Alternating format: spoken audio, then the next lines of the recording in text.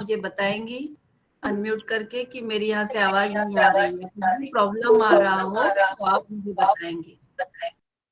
अभी म्यूट करें मीना जी फोन। ये बार मीना जी, शोभा जी सब म्यूट हो जाओ। मीना जी म्यूट कर ले, आवाज रिकॉल हो रहा है।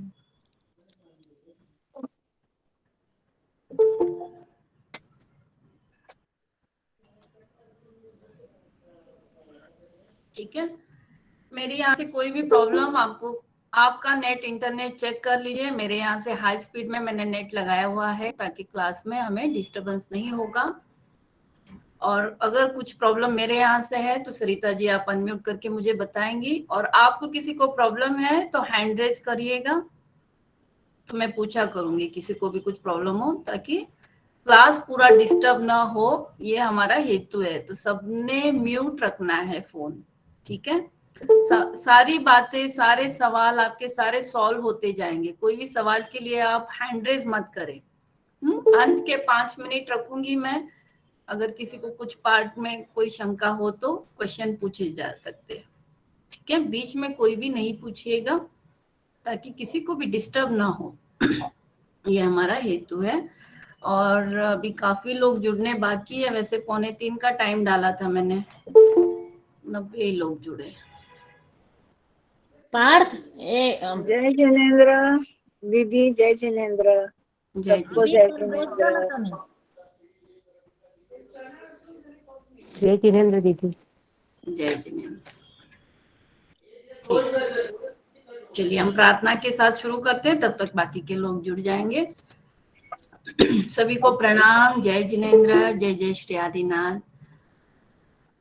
नमो अरिहंताणम, नमो सिद्धाणम, नमो ऐरियाणम, नमो वज्रायणम, नमो लोये सब साहुणम एसो पंच नमोकारो सब पावपणास्म मंगलान जिसवेसी परमम हवै मंगलम।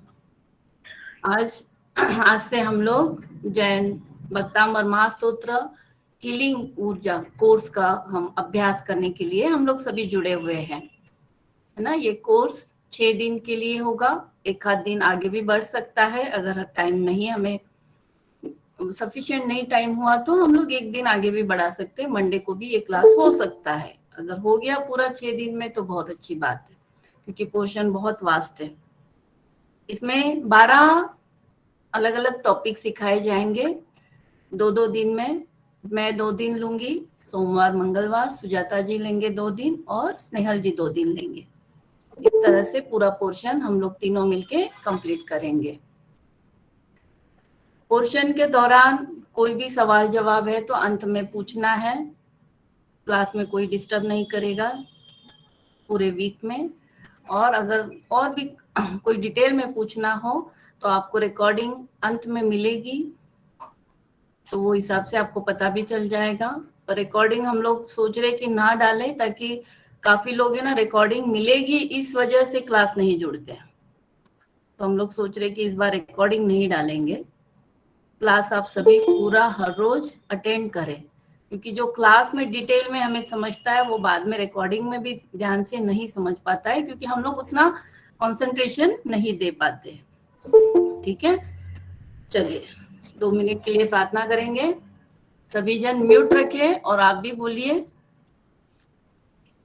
नमो जिनाणं जिया भयाणं, नमो जिनाणं जिया पायल, भयाणं, पलक तो आवाज नमो देखो, आवाज नहीं आ रहा है। जिनाणं जिया आवाज भयाणं, किरण जी आपका आवाज आ रहा है, आप बंद करो। जिनाणं जिया भयाणं, नमो जिनाणं जिया भयाणं, नमो जिनाणं जिया भयाणं, नमो जिनाणं जिया भयाणं, नमो जिनाणं जिया भयाणं, नमो जिनाणं जिया भयाणं, नमो जिनाणं जिया भयाणं, नमो जिनाणं जिया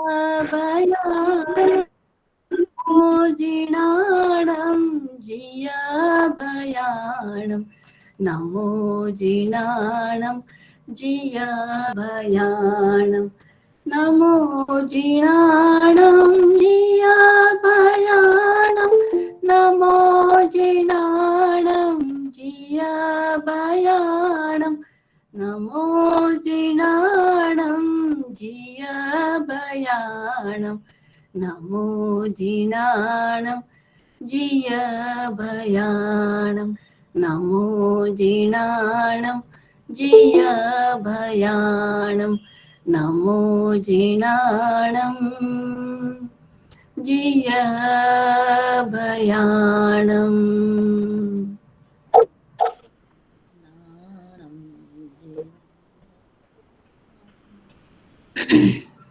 परमात्मा की राह पर चलते रहे हम उम्र भर परमात्मा की राह पर चलते रहे हम उम्र भर प्रभु साथ देना हर कदम आए हैं हम तेरी शरण प्रभु साथ देना हर कदम आए हैं हम तेरी शरण परमात्मा की राह पर चलते रहे हम उम्र भर चलते रहे हम उम्र भर चलते रहे हम उम्र भर। ऐसे हमारे परम पिता परमेश्वर श्री आदिनाथ प्रभु के चरणों में कोटि कोटि वंदना प्रणाम नमोस्तु। सभी जन सीधा बैठे, कमर से सीधा, गर्दन सीधी, आंखों को बंद करते हुए पूरा ध्यान श्वासों पर एकाग्र करें। पूरा ध्यान श्वासों पर, पूरा ध्यान श्वासों पर, पूरा ध्यान श्वासों पर। शांत मन, एकाग्र चित्त।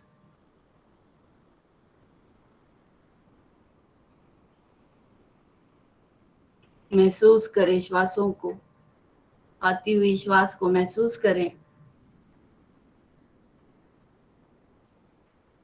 गहराई से श्वासों को अंदर ले, बाहर छोड़े। महसूस करते हुए श्वासों को हृदय पटल में विराजित मेरे प्रभु, मेरे देवादिदेव, मेरे तीर्थाधिपति, मेरे परम पिता, मेरे परमेश्वर, मेरे हर क्षण में साथ रहने वाले भव्य दिव्य ऊर्जा परम पिता श्री आदिनाथ प्रभु के चरणों में वंदना प्रणाम नमोस्तु करते हुए 3 नवकार मंत्र मन में गिनेंगे। नमो अरिहंताणं, नमो सिद्धाणं, नमो आयर्याणं, नमो वज्रायणं, नमो लोहे सवसावणं, पंच नमो प्राणस्नु मंगलाणं च सर्वे सिंह परमं हवै मंगलम्। नमो अरिहंताणं, नमो सिद्धाणं, नमो आयर्याणं, नमो वज्रायणं, नमो लोहे सवसावणं, तेसो पंच नमोकार सव पावपणास्नु मंगलाणं च सर्वे सिंह परमं हवै मंगलम्।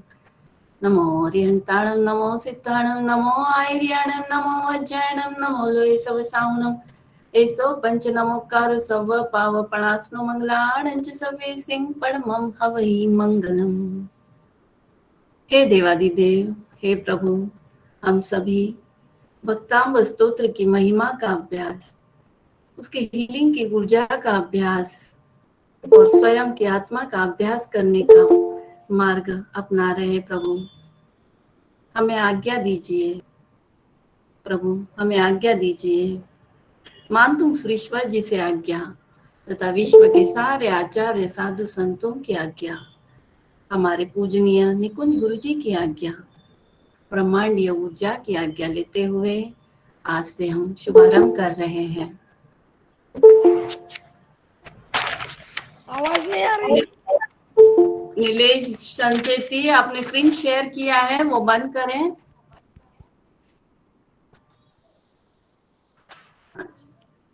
आवाज नहीं आ रही दीदी। आवाज आपके जी यहाँ आवाज से क्लियर है, आपके वहां से प्रॉब्लम है आशा जी। आप हाँ। म्यूट हो जाओ, अपने आप आवाज आ जाएगी।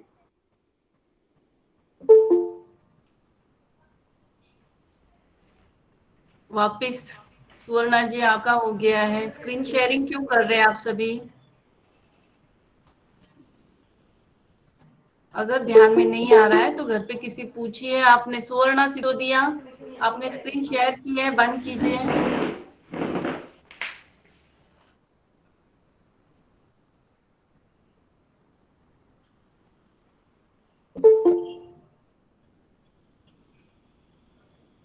धर्म का मतलब क्या है? सबसे पहले है धर्म का मतलब, कोई बताएगा? कोई बताना चाहेगा? हैंड रेज करें अगर कोई बोलना चाहता है। 30 सेकेंड का समय। सरिता साकारिया, बोलिए।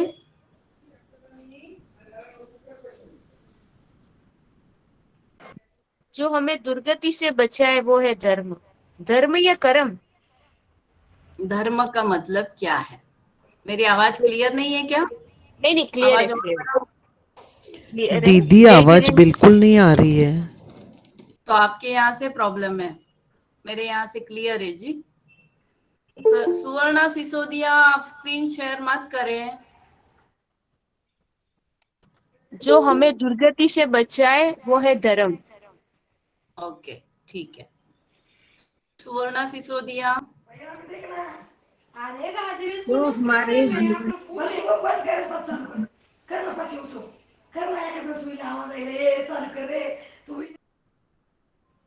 ठीक है। धर्म जीवन को उन्नत एवं उज्जवल बनाता है ना? उज्जवल बनाता है। अगर धर्म की राह पकड़ ले तो हमारा धर्म अनेक अनेक कर्मों की निद्रा होते होते होते होते हम आगे बढ़ते जाते हैं और हमारा जीवन उज्जवल होता जाता है। धार्मिक संप्रदाय इस नश्वर जगत के मोह से छूटकर अनंत आनंदमय शाश्वत जगत के साथ संबंध जोड़ने की कला हमें धर्म सिखाता है।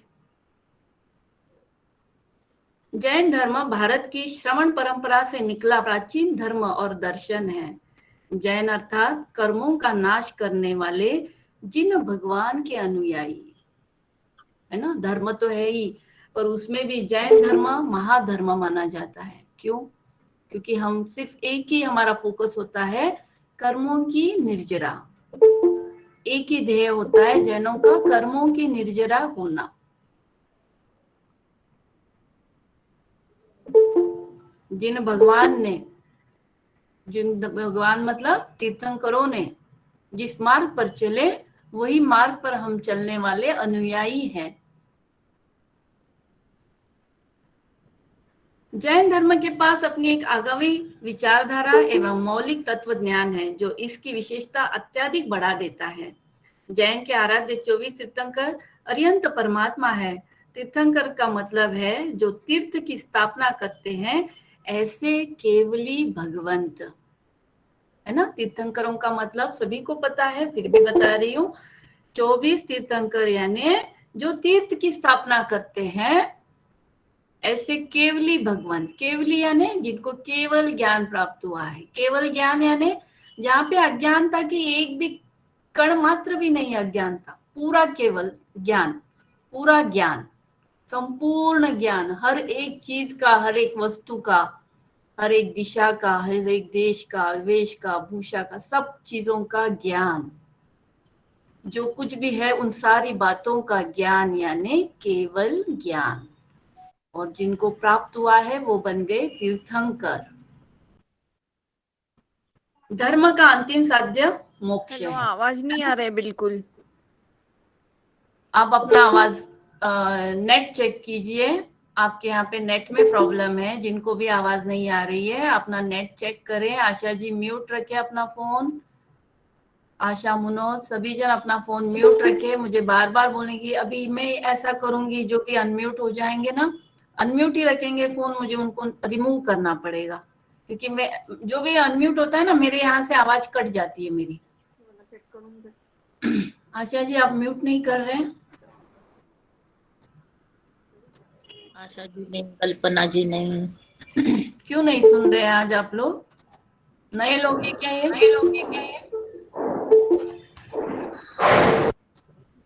मैं रिमूव करती जाऊंगी। हाँ ठीक है, जो भी अनम्यूट होगा उनको मैं रिमूव करती जाऊंगी। धर्म का अंतिम साध्य मोक्ष है। हर एक परिस्थिति में समाधि को टिकाना यानी मोक्ष। अध्यात्म की भाषा में जीव के तमाम कर्मों का संपूर्ण क्षय यानी मोक्ष। अध्यात्म की भाषा क्या है? संपूर्ण कर्मों का नाश,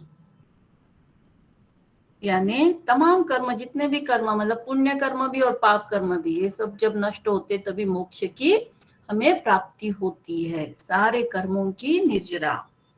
मोक्ष आत्मा की स्वाभाविक अवस्था है। एक्चुअली हमारा जो लक्ष्य है आत्मा का वो है मोक्ष, पर अपने अज्ञानता की वजह से हम लोग इस भव से उस भव में इस शरीर को धारण करते, उस शरीर को धारण करते और हम लोग भटकते रह रहे हैं क्योंकि ज्ञान ही नहीं है। ज्ञान पाने का वक्त आया, ज्ञान किया बहुतों ने और फिर वापस भटकते रहे। आत्मा जब तक ज्ञान नहीं पाएगी वो मुक्त होगी ही नहीं। ये जिसने समझ लिया वही, उसका ही जीवन पार हो जाएगा। वितरागता मोक्ष की माता है एवं देव गुरु धर्म की प्रति सच्ची आस्था वह मोक्ष मार्ग का प्रथम सोपान है। देव गुरु धर्म की प्रति सच्ची आस्था, देव के प्रति, फिर देव गुरु के प्रति, है ना, जो भी गुरु भगवंत है हमारे आसपास, जो ज्ञान या धर्म का प्रचार प्रसार कर रहे हैं हर जगह पर, उनके प्रति आस्था और अपने धर्म के प्रति आस्था हो तो मोक्ष मार्ग का प्रथम सोपान है। मतलब ये तीनों ही पहली स्टेप है मोक्ष के मार्ग पे चढ़ने की। धर्म के प्रति आस्था, गुरु के प्रति आस्था और देवों के प्रति आस्था। समकिति मोक्ष का मूल है।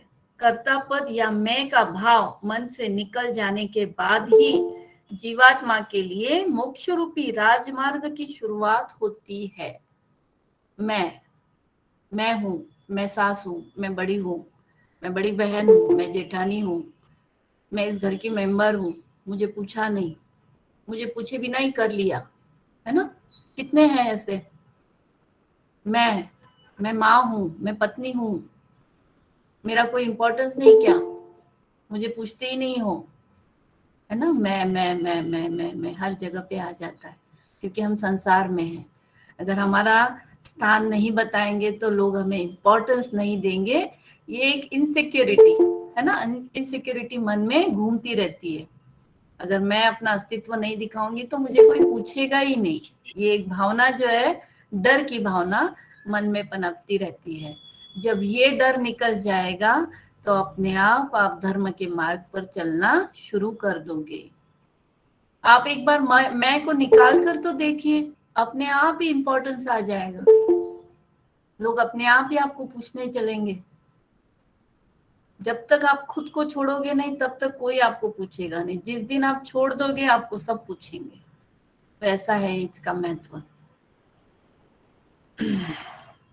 निरंतर चिरकाल के लिए खुशी खुशी खुशी यानी मोक्ष। अहिंसा जैन धर्म का मूल सिद्धांत है एवं इसी को परम धर्म माना गया है। अहिंसा, है ना। अहिंसा यानी हिंसा न करना, कोई भी जीवात्मा के प्रति दया भाव रखना, अहिंसा।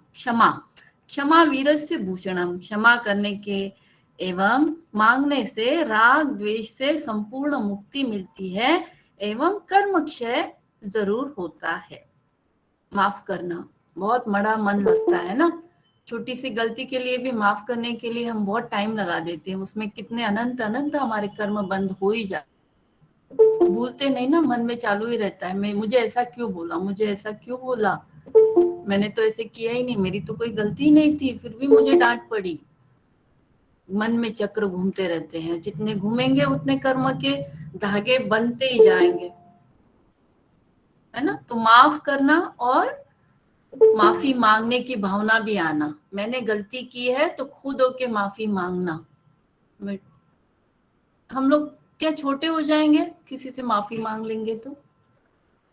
ये हम लोग समझ ही नहीं पाते कि माफी मांगने वाला बहुत बड़ा होता है, क्योंकि उसको हिम्मत जुटानी पड़ती है माफी मांगने के लिए। एक भय होता है ना अंदर, अगर मैं माफी मांग लूंगी तो ये सामने वाला सोचेगा कि ये छोटा हो गया, या ये गलती कर रहा है तो ये मान रहा है। ये भावनाएं जो अंदर आती है ना, वो सारी गलत भावनाएं। कि माफी, हेलो, आवाज नहीं आ रही। आपके वहां से चेक कीजिए, आवाज यहाँ से क्लियर है, आपके वहां से चेक करिए। म्यूट रखे हीरा जी, म्यूट करें। फिर है दान। दान करने से पुण्यानुबंधी पुण्य लक्ष्मी की प्राप्ति होती है ना। दान करने से पुण्यानु लक्ष्मी, अगर आप कुछ चाहते हो तो वो चीज दान करना शुरू कर दो, अपने आप ही आपके पास आती हुई आपको दिखेगी। Universe says that what you give is what you receive in return. ब्रह्मांड का नियम ही है, आप जो दोगे वो पाओगे, नियम ही है वो ब्रह्मांड की तरफ से। आप जो भी दोगे आपको रिटर्न में वही मिलेगा। दान करने से मनोवांछित उत्तम फल की प्राप्ति होती है। कर्म, जैन धर्म का एकदम महत्वपूर्ण अंग है कर्म, जिसके बारे में जितना लिखा जाए उतना कम है। पर सरल शब्दों में हम यह बोल सकते हैं कि कर्म की सत्ता सबसे ऊंची और महान है। कर्म की सत्ता सबसे ऊंची और महान है। इतना भी मैं अच्छा कर रही हूँ और मेरे कुछ कर्म जो इसी क्षण के लिए बंधे हुए थे पिछले भावों में, तो वो मेरे साथ होके ही रहेगा जो कर्मों ने कहा है। कर्म के अनुसार फल की प्राप्ति निश्चित है, यह जैन धर्म भारपूर्वक बताता है।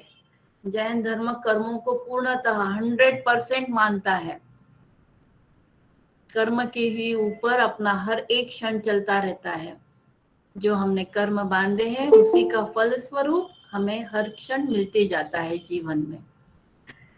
कर्मों का संपूर्ण क्षय करके आत्मशुद्धि प्राप्त करके मोक्ष लक्ष्मी को पाने की चाह हम सबकी होती है ना। हम सब चाहते हैं कि मेरे सारे कर्मों की निर्जरा हो जाए और मुझे पुण्य लक्ष्मी प्राप्त हो जाए, मोक्ष लक्ष्मी की ओर मैं बढ़ूं, लक्ष्मी मुझे प्राप्त हो दीदी जाए। आवाज नहीं आ रही है।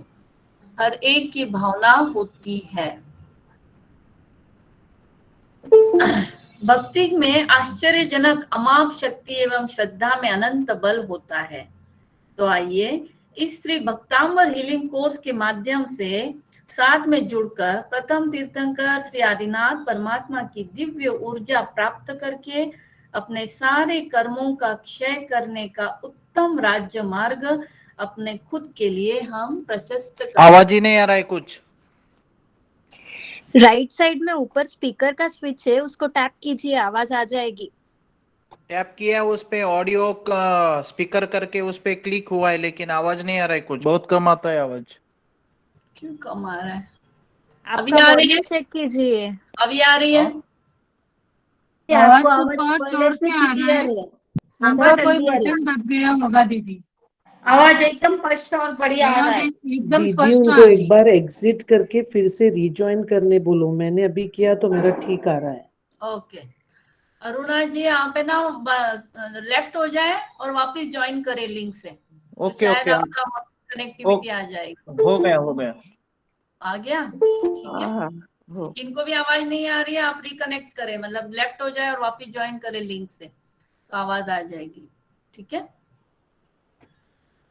जैन धर्म का और एक आश्रय है भक्ति, है ना। भक्ति ये सबसे बड़ा मार्ग है प्रभु से जुड़ने का। तो आज हम इस हीलिंग कोर्स के माध्यम से भक्ति के मार्ग को अपना रहे हैं। श्री देवादिदेवादिनाथ प्रभु की दिव्य ऊर्जा प्राप्त करके अपने सारे कर्मों का क्षय करने का उत्तम राजमार्ग हमने आज। आवाज नहीं आ रही है। म्यूट करें, लेफ्ट हो जाए ग्रुप से और थोड़ी देर बाद आवाज नहीं आवे।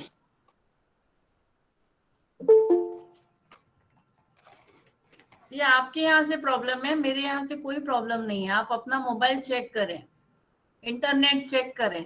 दीदी बढ़िया आवाज आ रहा है, एकदम प्रॉब्लम नहीं है। म्यूट करें। जिनको भी आवाज नहीं आ रही है यहाँ पे मत बताइए मुझे, अपने आप को स्वयं का मोबाइल चेक करें, लेफ्ट हो जाए ग्रुप से वापस ज्वाइन करें। शोभा जी आप वापस लेफ्ट हो जाए और वापस ज्वाइन करें अगर आपको आवाज नहीं आ रही है तो। बार बार क्लास को डिस्टर्ब ना करें।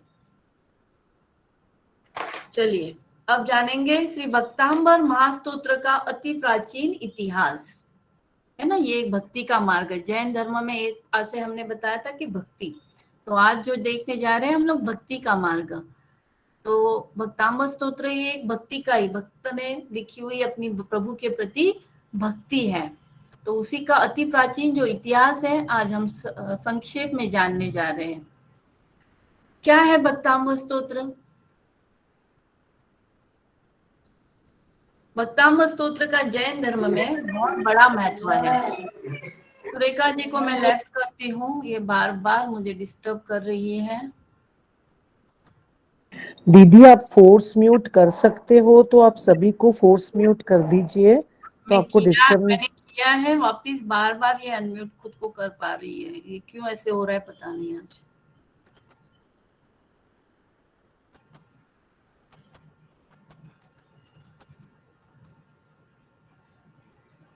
एक मिनट में ना यहाँ से कुछ देखती हूँ, वेट। बार बार क्यों मुझे तकलीफ हो रही है आज।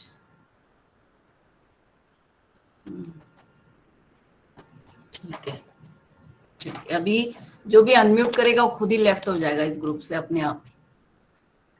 भक्तांबर स्तोत्र का जैन धर्म में बहुत बड़ा महत्व है। आचार्य मानतुंग का लिखा भक्तांबर स्तोत्र सभी जैन परंपराओं से सबसे लोकप्रिय संस्कृत प्रार्थना है ना, संस्कृत प्रार्थना है ये। भक्तांबर महास्तोत्र भक्ति प्रधान स्तोत्र है। जैन काव्य परंपरा में इस स्तोत्र की बहुत ही उत्तम महिमा और गरिमा एवं इसकी एक स्वतंत्र पहचान है। इसकी एक स्वतंत्र पहचान है। मंत्र शक्ति में आस्था रखने वालों के लिए यह एक दिव्य स्तोत्र है। इसका नियमित पाठ करने से मन में शक्ति का अनुभव होता है व सुख समृद्धि व वैभव की प्राप्ति होती है। यह माना जाता है कि इस स्तोत्र में भक्ति भाव की इतनी सर्वोच्चता है कि यदि आपने सच्चे मन से इसका पाठ किया तो आपको साक्षात ईश्वर की अनुभूति होती है। तो ये अनुभव तो हमारे साधकों ने, बहुत साधकों ने अनुभव किया है ना, कि हम जो 1.5 साल से पिछले भक्तांबर से जुड़े हुए हैं और हर रोज अलग अलग गाथाओं से जो भी अभ्यास चल रहा है, तो साक्षात भगवान का अनुभव हमें हो रहा है। जैन परंपरा में अति विश्रुत भक्तांबर स्तोत्र के रचयिता कौन है? श्री मानतुंग सुरीश्वर जी। इनका जन्म वाराणसी में धनदेव श्रेष्ठी के यहाँ हुआ था। धनदेव श्रेष्ठी के यहाँ हुआ था। इन्होंने अजित सूरी के सामीप्य में दीक्षा ली। इनके गुरु कौन थे? अजित सूरी। गुरु के पास में अनेक चमत्कारिक विद्याएं उन्हें प्राप्त हुई। आचार्य बने। अपने समय के वे प्रभाविक आचार्य हुए थे। धारा नगरी में राजा भोज राज्य कर रहे थे। उस समय धर्मावलंबी अपने धर्म का चमत्कार बता रहे थे। अलग अलग है ना, राज्यसभा में कोई ना कोई विषय पे चर्चा होती रहती है, तो वहां पे तब धर्म के अलग अलग चर्चाएं हो रही थी कि कौन ज्ञानी है धर्म में, या कौन चमत्कार बता सकता है धर्म के द्वारा। तो अलग अलग ऐसे कोई अपने अलग अलग विद्याओं से वहां पे चमत्कार बताए जा रहे थे। तो तभी जो प्रधान था, राजा का प्रधान था, उसने बताया कि अपने राज्य में राजा को बता रहा था कि अपने राज्य में एक ऐसे आचार्य है जो जैन धर्म का बहुत बड़ा प्रचार प्रसार करते हैं और बहुत बड़े शक्तिशाली भक्ति उनकी है। तो राजा ने बोला कि उन्हें बुलाया जाए राज दरबार में। उनको सिपाहियों के द्वारा न्योता भेजा, तो राज दरबार में बुलाया गया है और वो गए, तो वो आने को मना कर दिए। फिर राजा ने उनको वापस बुलाने भेजा, तो उनको जबरदस्ती लाने को कहा गया। और फिर मानतुंग सुरीश्वर जी दरबार में आए और राजा ने कहा उनको कि आप जैन धर्म का हमें वंदना जी ये वंदना जी टी बोल के है। क्यों आपको अच्छा लग रहा है म्यूट करके, अनम्यूट करके? बार बार अनम्यूट हो रहे हो आप लोग। अगर अभी अभी अनम्यूट हुए तो मुझे क्लास बंद करनी पड़ेगी। आपको ध्यान में क्यों नहीं आ रहा है कि बार बार लिंक टूट रही है क्लास में आज?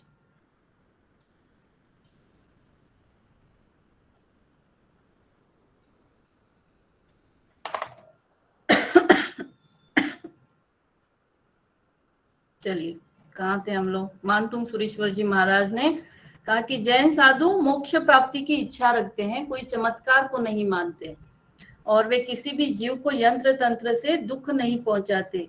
फिर भी राजा की इच्छा है तो राजा अगर चमत्कार हमारी भक्ति देखना चाहता है तो हमें जंजीरों में जकड़ ले।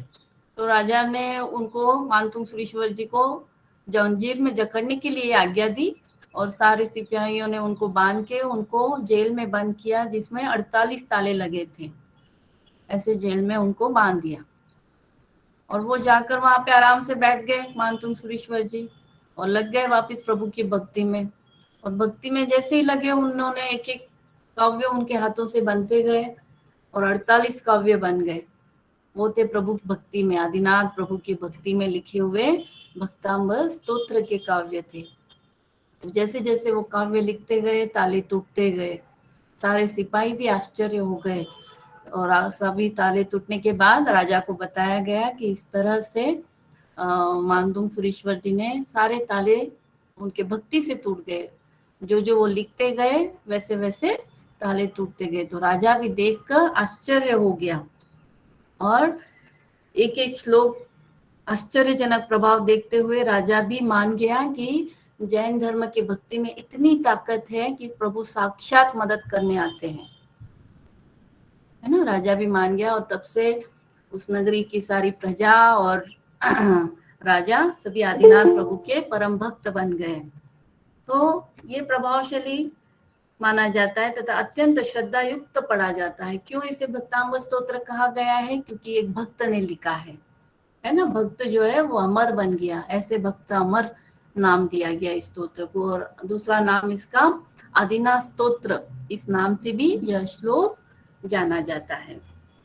यह संस्कृत में लिखा हुआ श्लोक है, संस्कृत में लिखा गया और इस स्तोत्र का वसंत तिलिका छंद में लिखा गया। एक छंद होते हैं काव्य के अलग अलग, तो इसका जो छंद है वो वसंत तिलिका छंद है।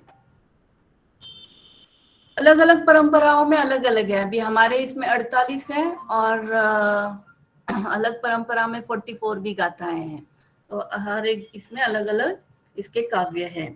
इसके हर एक श्लोक में म न त व र ये अक्षर पाए जाते हैं, जो ये चक्रों के बीजाक्षर भी, बीज मंत्र भी माने गए हैं। ये पूरी गाथाओं में ये अक्षर हमें मिलेंगे ही, म न त व र। भक्तांबर स्तोत्र का अब तक 130 बार अनुवाद किया गया है। मतलब देखिए कितना प्रचलित हुआ है, अलग अलग भाषाओं में इसका 130 बार अनुवाद हो चुका है। बड़े बड़े धार्मिक गुरु, चाहे वो हिंदू धर्म के हो, वे भी भक्तांबर स्तोत्र की शक्ति को मानते गए, जानते गए और समझते गए। भक्तांबर स्तोत्र जैसा कोई भी स्तोत्र नहीं है। अपने आप में बहुत शक्तिशाली होने के कारण यह स्तोत्र बहुत ज्यादा प्रसिद्ध हुआ। यह संसार का एक लौता ऐसा स्तोत्र है जो इतनी बार अनुवाद इसका हो चुका है और इसकी प्रसिद्धि भी इसी से दर्शाती है कि ये कितनी बार अनुवाद हो चुका है। मंत्र थेरेपी में भी इसका उपयोग भारत एवं विदेशों में होता है। तो हमने तो ये रोज ही अनुभव कर रहे हैं कि जिस तरह से हम लोग हीलिंग गाथाओं से दे रहे हैं, तो इसकी थेरेपी में यूज हो रहा है। इसके कई सारे प्रमाण हैं। इस स्तोत्र की महिमा वक्त के साथ बढ़ती ही जा रही है, जिसका प्रमाण है कि आज हम सब मिलकर इसका आज हम लोग अभ्यास कर रहे हैं। हम सब के ऊपर दादा आदिनाथ की असीम कृपा बनी रहे, इसी दृढ़ विश्वास के साथ श्री भक्तांबर स्तोत्र की साधना करते हुए हम सभी की शुभ कामना, शुभ भावनाएं बनी रहे। तो आगे बढ़ेंगे। अभी ये स्तोत्र क्या है, किसने लिखा, कैसे बना, हमने ये सब जाना शॉर्ट में। हीलिंग क्या है, जो मेन टॉपिक है हमारा, हीलिंग क्या होती है, क्यों गाथाओं से हमने हीलिंग करनी है। हर एक व्यक्ति जीवन की इस पाठशाला में विद्यार्थी है, बराबर। हम लोग हर दिन हर पल पढ़ते ही रहते हैं, सीखते रहते हैं, समझते रहते हैं। जो ज्ञान को समझता है वो समझ चुका है अब तक कि मेरे पास सिर्फ एक बूंद का ही ज्ञान होगा और तो मुझे कितना कुछ पाना रह गया है। तो इस तरह से हम विद्यार्थी बनकर अगर हर नॉलेज हम लोग अपनाते रहेंगे। जब हम किसी भी चीज के बारे में सीखते हैं तो उसे लर्न करते हैं, बराबर। हम सीख लेते हैं उसको, उससे सीखते हैं, लर्न करते हैं। और लर्न करने से हमारे अंदर एक अवेयरनेस आती है उस चीज के प्रति, उस बात के प्रति, उस ज्ञान के प्रति हमें एक अवेयरनेस आती है। अगर सच्ची दिशा में अवेयरनेस आ गई तो हमारा उद्धार यानी हमारी एनलाइटमेंट, हमारी जागृति हो जाती है। अगर उस ज्ञान में हमारी सच्ची श्रद्धा हो और हमें समझ गया तो हमारी जागृति हो जाती है। एक बार अगर सच्चाई जान लिया तो हमें हमारे रोम रोम पुलकित हो उठेंगे, जिससे हमारे जीवन में खुशियों का आगमन सुनिश्चित है। एक बार ज्ञान को समझ लिया ना कोई भी चीज का, तो हमें जो आनंद मिलता है उसके जैसा आनंद कोई और नहीं होता है। इतनी खुशी हमें मिलती है क्योंकि हम समझ जाते हैं, ज्ञान प्राप्त कर पाते हैं। यही भावनाएं हमें बहुत आगे बढ़ाती है। पूरे ब्रह्मांड में जो ऊर्जा की एक शक्ति है उसको एक हम वैश्विक चेतना या फिर कॉस्मिक ऊर्जा के नाम से जानते हैं, बराबर। ब्रह्मांडीय ऊर्जा जो हर रोज हम बोलते हैं, ब्रह्मांडीय ऊर्जा यानी क्या? कॉस्मिक ऊर्जा है ना। पूरा ब्रह्मांड, आकाश, पृथ्वी, इसके बीच में अनंत ऊर्जा है अलग अलग। ये एक ऊर्जा है। जिस तरह से हमारे आत्मा में पॉजिटिविटी आएगी वो ऊर्जा एकत्रित होकर हमारे पास आती है। यह ऊर्जा अलग अलग नामों से प्रचलित है, जैसे कि अभी वो बुद्ध के इसमें ची ऊर्जा जानी जाती है। अलग अलग भाषाओं में, मुस्लिम अगर हम लोग देखेंगे इसमें तो रूह बोलेंगे उस ऊर्जा को वो लोग। तो अलग अलग इसमें, पर ऊर्जा एक ही है, उसका मीनिंग एक ही है। ची यानी भी ऊर्जा, रूह यानी भी ऊर्जा और कॉस्मिक ऊर्जा यानी भी ऊर्जा। जीव मात्र जीवित रहता है प्राण से। इस प्राण को हम अपने आसपास के वायुमंडल से ग्रहण करते हैं। हीलिंग आप किसी भी प्रकार का बोलिए काम करेगी इसी ऊर्जा का आलंब लेकर। अलग अलग वे से हीलिंग काम करती है। आज हम एक तरीका सीख रहे हैं भक्तांबर की तरफ से, है ना। भक्तांबर की ऊर्जा के द्वारा हम लोग ऊर्जा लेना या हीलिंग लेना सीख रहे हैं। ऐसे अलग अलग अनंत वेज है हीलिंग लेने के, ऊर्जा लेने के, अनंत वेज है। उसमें से हम एक रास्ता, एक प्रकार हम सीखने जा रहे हैं। समग्र ब्रह्मांड ऊर्जा का बना हुआ है। हर एक चीज में ऊर्जा है। पूरे ब्रह्मांड में, पेड़ में, पौधों में, पृथ्वी, धरती में, सब जगह ऊर्जा। पैसा क्या है? ऊर्जा है। हर एक चीज जो भी है उसमें ऊर्जा है, ऊर्जा युक्त है। मानव भी ऊर्जा का ही एक रूप है। हम खुद भी तो एक ऊर्जा ही है ना। हम स्वयं भी एक ऊर्जा ही है जिसमें अनेक प्रकार के दुख और सुख की ऊर्जा होती है। इंसान किससे जाना जाता है? उसमें जो अनंत प्रकार के सुख और दुख की ऊर्जा है उसी से इंसान जाना जाता है। लेकिन वो आंखों से नहीं देखी जाती, सब अनुभूति की जाती है। सुख के लिए सकारात्मक ऊर्जा होती है और जितनी उसकी मात्रा होती है उस प्रकार से उसके लाभ और फायदे होते हैं। सकारात्मक भाव, अगर आप सुख में हो तो आप खुश होंगे, है ना। सुख में है तो आप खुश होंगे तो सकारात्मक ऊर्जा बेट होगी और जितनी सकारात्मक ऊर्जा रहेगी आप ऊर्जावान बनोगे। वैसे ही उल्टा, आप दुख में रहोगे आपके अंदर नकारात्मक ऊर्जा बनेगी। जितनी नकारात्मक ऊर्जा बनोगे आप नीचे नीचे जाओगे। तो हमें तय करना है हमें सकारात्मक रहना है या नकारात्मक रहना है। जीवन में परिस्थितियां आनी ही है, फिक्स है। ऐसे कहीं नहीं रहेगा कि आप पूरी उम्र भर ऐसे चुपचाप बैठे रहोगे और आपके इर्द गिर्द कोई भी परिस्थिति नहीं आएगी। कभी सुख की आएगी, कभी दुख की आएगी, कभी सुख की आएगी, कभी दुख की आएगी। इसी का नाम जीवन है। पर उस परिस्थिति को हम अलिप्त होकर अलग रहकर खुद को कैसे समतोल या आनंदित रखेंगे, वही वही अभ्यास हमें मोक्ष के मार्ग के ऊपर ले जाएगा। वही अभ्यास हमें मोक्ष के मार्ग के नजदीक, उस मार्ग के हमें नजदीक ले जाएगा। यही हमें समझना है। नकारात्मक तो आना ही है, सकारात्मक भी आएगा ही। उसमें हम स्वयं को कैसे कंट्रोल रखेंगे, समतोल। बहुत खुशी आ गई, बहुत खुश हो गए, दुख आ गया, बहुत दुखी हो गए, आत्मा तो उसी में बिजी हो गया, है ना। अब बहुत खुश हो गए तो आत्मा उसमें बिजी हो गया, बहुत दुखी हो गए उसमें बिजी हो गया, तो वो ऊर्जा को ग्रहण ही नहीं कर पा रहा है। यही समझना हमारा कार्य। इस जो 6 दिन का लेक्चर हमारा रहेगा, इसमें हमें यही समझना है कि हमें कैसे समतोल रखना है, कंट्रोल्ड, न्यूट्रल। न्यूट्रल एक शब्द परफेक्ट है इसके लिए, न्यूट्रल कैसे रखना है। तो सुख, उसी प्रकार से दुख के लिए हम नकारात्मक ऊर्जा। तो हीलिंग एक ऐसी प्रक्रिया है जो नकारात्मक ऊर्जा को सकारात्मक ऊर्जा से परावर्तित करती है और सुख, शांति और समृद्धि प्रदान करती है, और साथ ही सेहत भी अच्छी बनती है। क्या है हीलिंग? समझा? ऐसी प्रक्रिया है जो नकारात्मक ऊर्जा को सकारात्मक ऊर्जा में परिवर्तित करती है। Simple language, what is healing? Healing यानी क्या? जो नकारात्मक ऊर्जा को सकारात्मक ऊर्जा में परिवर्तित करती है और सुख, शांति और समृद्धि प्रदान करती है,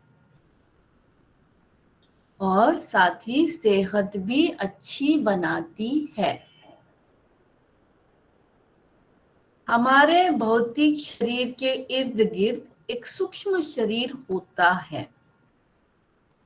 हमारे भौतिक शरीर के इर्द गिर्द एक सूक्ष्म शरीर होता है।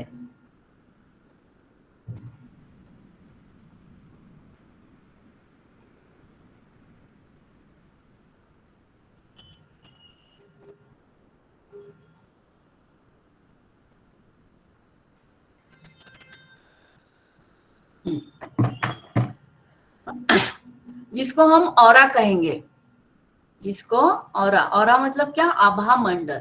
ऑरा इंग्लिश वर्ड है, आभा मंडल। हमारे इर्द गिर्द एक आभा मंडल होता है। तेजी से घूमने वाले ऊर्जा केंद्र को चक्र कहते हैं, जो हमारे भौतिक मंडल को ऊर्जा प्रदान करते रहता है। हमारे शरीर में अनंत चक्र स्थित है। पूरे शरीर में टोटल 130 चक्र हमारे शरीर में अलग अलग जगह पे स्थित है, जो हमें ऊर्जा प्रदान करने में मदद करते हैं। इसको हम हमारे पावर हाउस बोल सकते हैं। जब यह पावर हाउस ठीक से काम नहीं करते हैं, तब इंसान का शरीर एवं अवयव बीमार पड़ते हैं।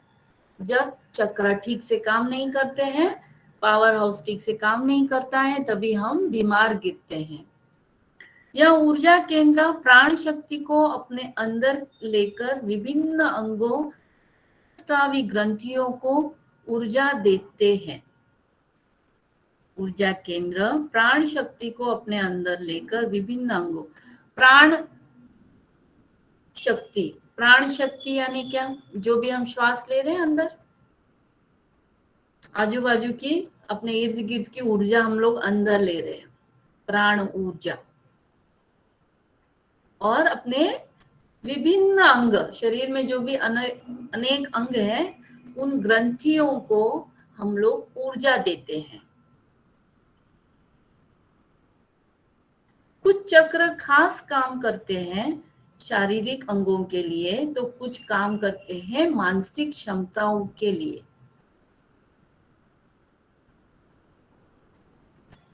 जो भी शरीर में चक्र है, वो कुछ चक्र हमारे शरीर के लिए काम करते हैं, कुछ चक्र अपने मानसिकता के लिए काम करते हैं। भक्तांबर हीलिंग सीखकर हम यह सूक्ष्म ऊर्जा को प्रचुर मात्रा में अपने ऊपर ग्रहण कर कर अपना खुद का एवं अपने परिवारजनों का कल्याण कर सकते हैं। इससे हीलिंग क्लास जो भी हम ट्रेनिंग सीख रहे हैं उससे हम अपना एवं अपने परिवारजनों का कल्याण कर सकते हैं। संपूर्ण जागरूकता से रोज हीलिंग करने से आत्मा की शुद्धि होती है। हीलिंग भी भक्ति का ही एक प्रकार है। जैसे हमने देखा कि मानव भी ऊर्जा का ही एक स्वरूप है और ये स्थूल शरीर में एक दूसरा शरीर है जिसे सूक्ष्म शरीर कहा गया है। ये बात शास्त्र एवं आधुनिक विज्ञानों भी बिल्कुल मान ली है। तो अपने शरीर में भी एक सूक्ष्म शरीर है ना, जो ऊर्जा से भरा हुआ है। जो अभी हम प्राण ऊर्जा ग्रहण कर रहे हैं उससे उसको ऊर्जा मिलती जाती है और उसी ऊर्जा से अपने शरीर का संपूर्ण काम चलता है।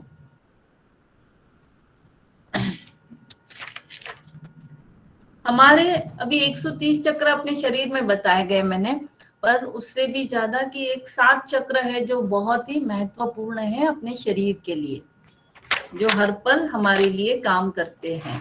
तो उसके बारे में हम जानेंगे। सभी को पता है 7 चक्रास, तो 7 चक्र के बारे में हम मेनली अभी जानेंगे।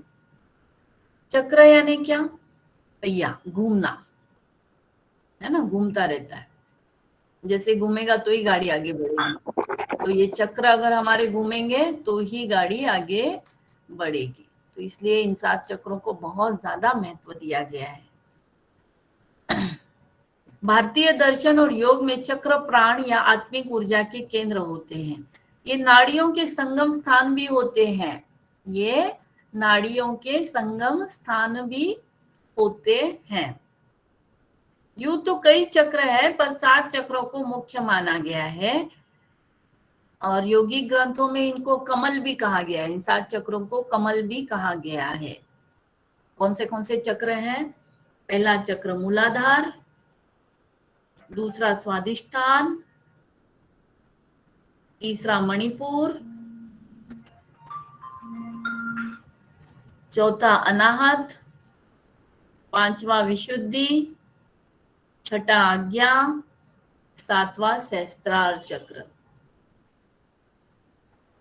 ठीक है, इसका जो चित्र है मैं ग्रुप में शेयर करूंगी। चक्रास का कौन सा चक्र कहाँ स्थित है ना। नीचे कुंडलिनी से लेके अपने ऊपर मस्तक तक यहाँ पे सहस्त्रार चक्र हमारा स्थित होता है। यहाँ पे आज्ञा चक्र होता है, गले में विशुद्धि होता है, हृदय में अनाहत, पेट में मणिपुर, नाभि के नीचे स्वादिष्ठान और मूलाधार एकदम नीचे जहाँ पे हमारा बोन टेल, जहाँ पे खत्म होती है टेल, वहां पे वो चक्र होता है निचले अंग में, मूलाधार चक्र। तो इसके बारे में हम जानेंगे अभी सारे चक्र। जब भक्तांबर की ऊर्जा एवं दादा आदिनाथ की कृपा हो तो सब कुछ मंगलमय होता है, क्योंकि ये चक्र जब हमें ऊर्जावान बनाना है इन भक्तांबर स्तोत्र से, तो इस तरह से ऊर्जा उसमें घूमती है कि एक चक्र घूमने से सारे चक्र एक्टिवेट होने शुरुआत होती है। इतना प्रभाव इस भक्तांबर स्तोत्र में है। तो सबसे पहले मूलाधार चक्र, यह शरीर का पहला चक्र है। इसे आधार चक्र कहा गया है। मूल आधार, सबसे इंपॉर्टेंट चक्र, मूल आधार। 99.9 लोगों की चेतना इस चक्र पर अटकी रहती है और वे इसी चक्र में रहकर मर जाते हैं। इसी चक्र में रहकर मर जाते हैं। समझिए इस बात को, क्योंकि ये लोग यहीं अटके रहते हैं। क्यों? क्योंकि जो लोग भोगी होते हैं, जो लोग संभोग में विश्वास रखते हैं, जो लोग निद्रा को प्रधानता देते हैं। आ रहा है समझ में क्यों 99.9 लोग इसी चक्र में अटके और मर जाते हैं? क्योंकि इनका इंपॉर्टेंस होता है नींद, संभोग, भोग, इसी में इनका जीवन चलता रहता है। उनकी ऊर्जा इसी चक्र के आसपास एकत्रित रहती है। ये खत्म हो गया वो भोगना है, वो हो गया ये भोगना है, ये भोगना है, वो रह गया वो भोगना है ना। इसी में लोग अटके हुए रहते हैं, का जीवन इसी में खत्म हो जाता है। ये इसके ऊपर मतलब इसके अलावा भी कुछ है, ये बात को समझ ही नहीं पाते क्योंकि इनको मालूम ही नहीं होता है चक्र क्या है। तो इसका बीजाक्षर है लम, मूलाधार चक्र का बीजाक्षर है लम, ल। प्रभाव है इस चक्र के जागृत होने पर व्यक्ति के भीतर क्या क्या आता है देखो, वीरता आती है, निर्भीकता आती है और आनंद का भाव जागृत रहता है। हर पल ये व्यक्ति आनंदित रहता है, खुश रहता है। सिद्धियां प्राप्त करने के लिए वीरता, निर्भीकता और जागरूकता का होना बहुत जरूरी है। चक्र एक्टिवेट करना यानी क्या, हमें सिद्धियां प्राप्त करनी है। अलग अलग सिद्धियां प्राप्त करने के लिए हमें चक्र जागरूक करने हैं। तो ये चक्र जागरूक हुआ कि नहीं ये कैसे जानेंगे, अगर हमारे अंदर वीरता है, निर्भीकता है, हम बिना डरे किसी भी परिस्थिति को आगे मुख कर सकते हैं, निर्भीकता है और आनंद का भाव हर पल हर क्षण हमारे अंदर है, हर पल हम आनंदित रहते हैं। तो ऐसे अगर है तो समझ लेना है कि मेरा मूलाधार चक्र एक्टिवेट है। दूसरा है स्वादिष्टान चक्र। अगर आपकी ऊर्जा इस चक्र पर ही एकत्रित है तो आपके जीवन में आमोद, प्रमोद, मनोरंजन, घूमना फिरना, मौज मस्ती करने की प्रधानता रहेगी। अगर ये चक्र एक्टिवेट ना हो तो क्या होता है, हमें सिर्फ घूमना फिरना ही अच्छा लगेगा, मौज मजा, ये हो गई मजा, अभी दूसरी जगह पे यहाँ पे भी मजा है, चलो इधर भी जाएंगे, उधर मजा है उधर भी जाएंगे। प्रमोद, प्रमाद मतलब आलस, आलसी जीवन जीना, ये चीजें जब पसंद आती है तो समझना है कि हमारा स्वादिष्टान चक्र सोया हुआ है। यह सब करते हुए ही आपका जीवन कब व्यतीत हो जाएगा आपको पता भी नहीं चलेगा और हाथ में कुछ नहीं आएगा, हम खाली रह जाएंगे क्योंकि हमने जाना ही नहीं, समझा ही नहीं, तो ज्ञान कहाँ से प्राप्त करेंगे, है ना। इसका बीज मंत्र है वम, व पे बिंदु वम। इसका प्रभाव है, इसके जागृत होने पर क्रूरता, गर्व, आलस्य, प्रमाद, अवज्ञा, अविश्वास आदि दुर्गुणों का नाश होता है।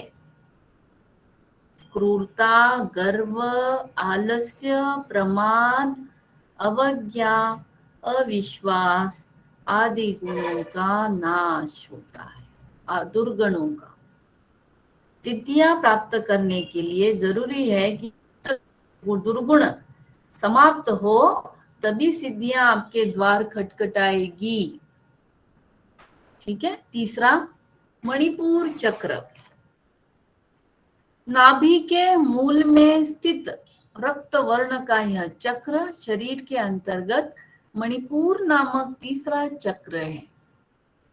जिस व्यक्ति की चेतना या ऊर्जा यहाँ एकत्रित है उसे काम करने की धुन सी रहती है, काम बहुत करने की इच्छा रहती है, ये काम करूं, वो काम करूं, वो काम करूं। ऐसे लोगों को कर्मयोगी कहते हैं। ये लोग दुनिया का हर कार्य करने के लिए तैयार रहते हैं। इसका बीज मंत्र है रम, इसका बीज मंत्र है रम। इसका प्रभाव है, इसके सक्रिय होने से तृष्णा, ईर्ष्या, चुगली, लज्जा, भय, घृणा, मोह आदि कषाय, कल्मश दूर हो जाते हैं।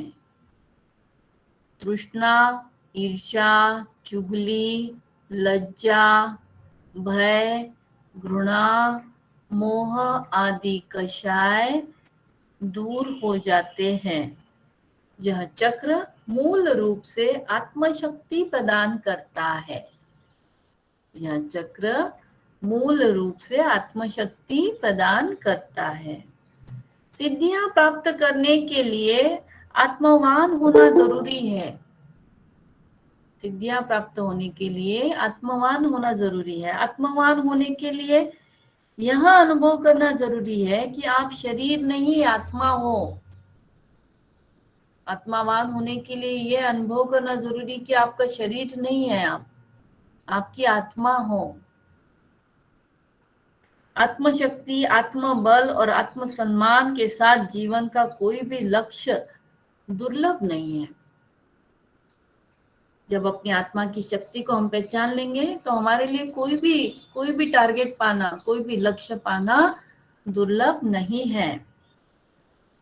आगे बढ़ेंगे। अनाहत चक्र, चौथा चक्र जो हृदय में स्थित है, अनाहत चक्र। हृदय स्थल में स्थित स्वर्णिम वर्ण से सुशोभित चक्र ही अनाहित चक्र है।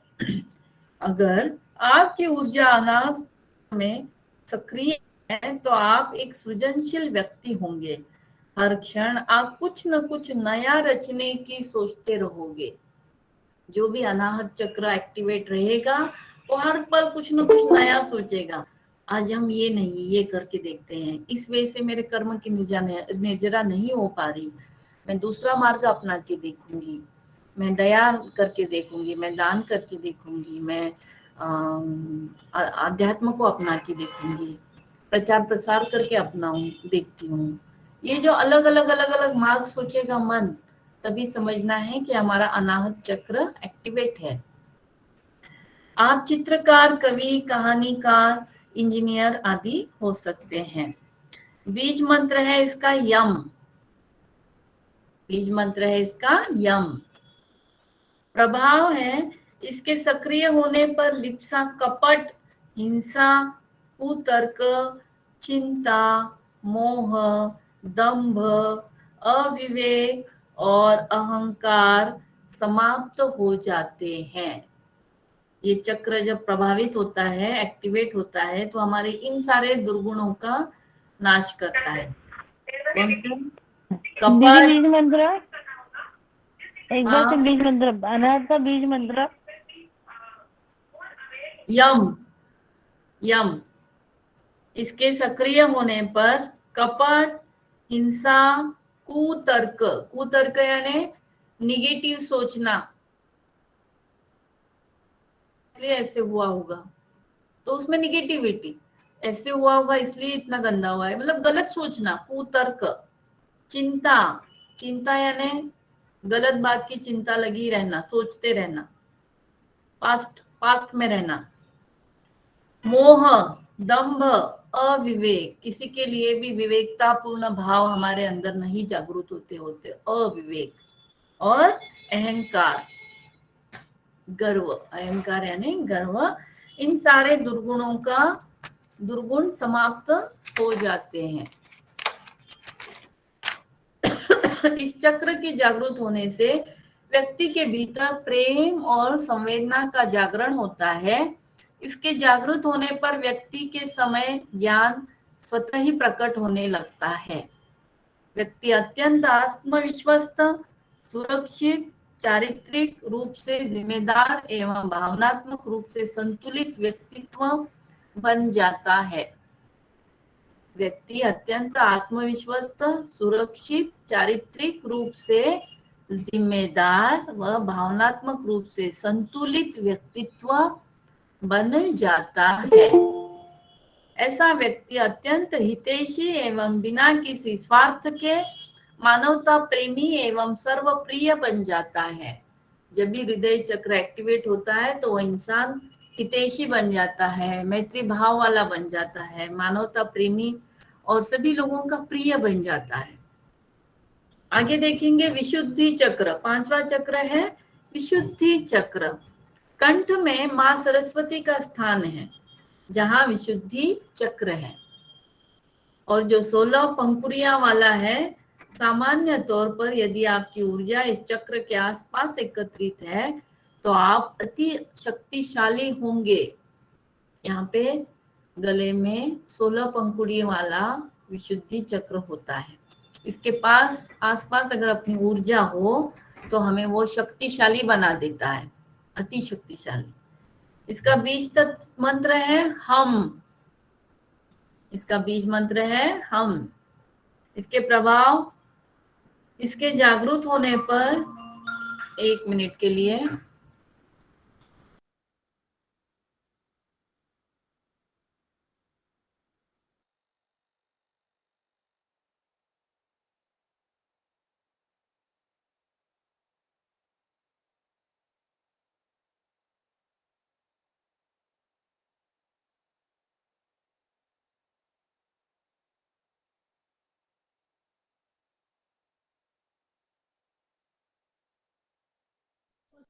सरिता भाभी 16 पंखुड़ी वाला कई किए मैंने 16 पंखुड़ी वालों कमल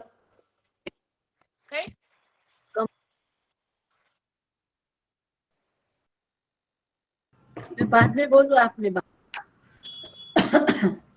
हाँ, इसके जागरूक होने से, कौन से विशुद्ध चक्र को जागरूक होने पर 16 कलाओं और 16 विभूतियों का ज्ञान हो जाता है।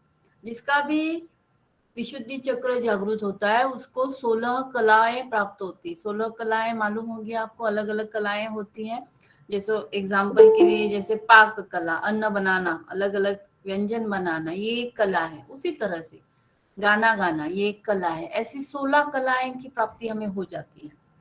इसके जागरूक होने से जहां भूख और प्यास को रोका जा सकता है, वहीं मौसम के प्रभाव को भी रोका जा सकता है। भूख और प्यास को रोका जाना मतलब विशुद्धि को जागरूक करना। अगर हमें कोई तप करना है ना, तो हमें तप करना है, तो अगर हमें भूख और प्यास को कंट्रोल करना है तो इसकी आराधना करनी चाहिए। हम बीजाक्षर की हमें आराधना करनी चाहिए। आगे है आज्ञा चक्र। भूमध्य, दोनों आंखों के बीच भ्रुकुटी में आज्ञा चक्र, इधर यहाँ पे भी आज्ञा चक्र होता है। सामान्य तौर पर जिस व्यक्ति की ऊर्जा यहाँ पर ज्यादा सक्रिय है, तो ऐसा व्यक्ति बौद्धिक रूप से संपन्न, संवेदनशील और तेज दिमाग का बन जाता है।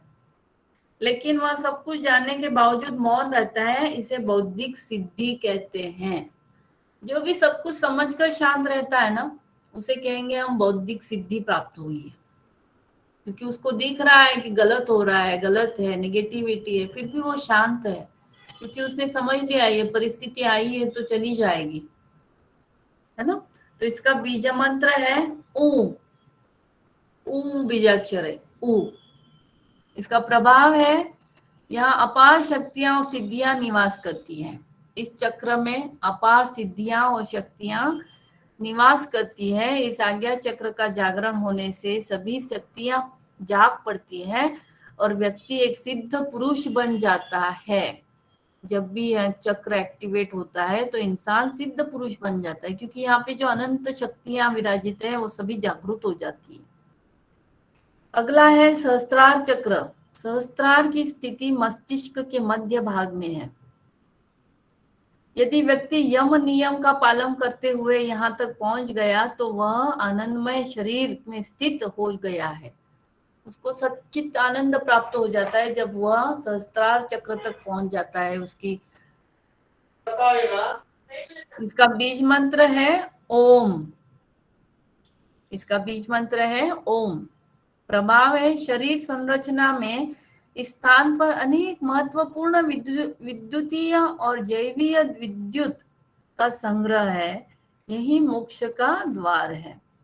इतना महत्वपूर्ण है कि अलग अलग मतलब साइंटिस्ट लोगों ने भी ये ढूंढ निकाला है कि यहाँ जो ग्लैंड है अंदर, यहाँ पे जो स्थित है, मतलब यहाँ से अंदर जाने के बाद, हमारे आज्ञा चक्र से अंदर जाने के बाद और सहस्त्रार चक्र से जाने के बाद, जब दोनों तरफ से अंदर जाते हो तो जिस बिंदु को स्थान एकत्रित होता है, जो बिंदु बन जाता है,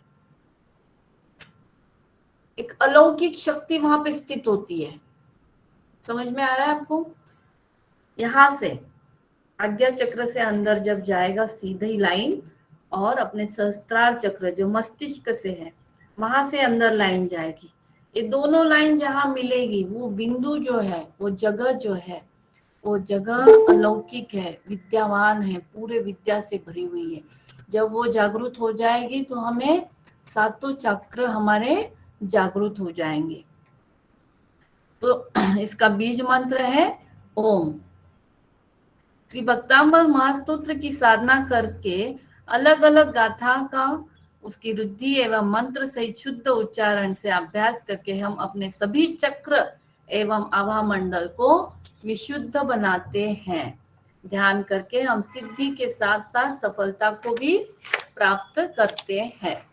अभी हमने जाना सातों चक्र के बारे में शॉर्ट में। अभी हम जानेंगे ऑरा। हमारा ऑरा क्या है?